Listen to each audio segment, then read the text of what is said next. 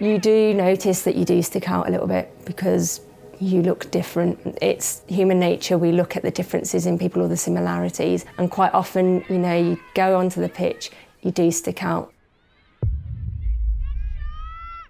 There's probably a few hurdles of coming back to playing rugby, being a female Muslim, and one of them would be, from a faith base, we cover a certain amount of our body.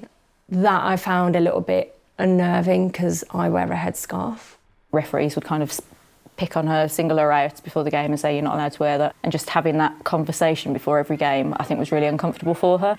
So we actually wrote to the RFU, kind of explained the situation and said, for religious reasons she needs to wear leggings, can it be a dispensation for her? And actually I think it was the following season, the RFU brought in a rule where it was possible to wear leggings. People get very het up on the pitch, and what's sort of said on the pitch you leave on the pitch. And I've noticed after the game, people have always been okay with me, but you can again notice sometimes people are stood talking to each other and then looking at you and then talking again. Yes, I wear a headscarf. I'm clearly a bit different to you, but I enjoy and love playing this sport just as much as you do. And the whole purpose of us playing rugby is that everyone can get involved.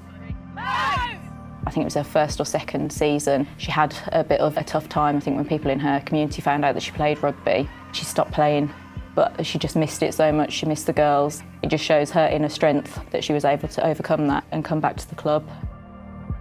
Sham joined Moseley about 8 or 9 years ago. Since then, we've had so many more BAME players join the club, and it's nice for her to be one of the senior players and for them to look up to her and see her there playing the game that she loves and thinking, yes, I can do that. Finding out that Moseley Rugby Club was a Lions club and had these players go through their doors and onto their pitches was really inspirational to think that this is an inner city club, really. It was amazing to think that where I'm stood now, looking at all these names on this board, there's people that have gone on to play at that international level, but they started here.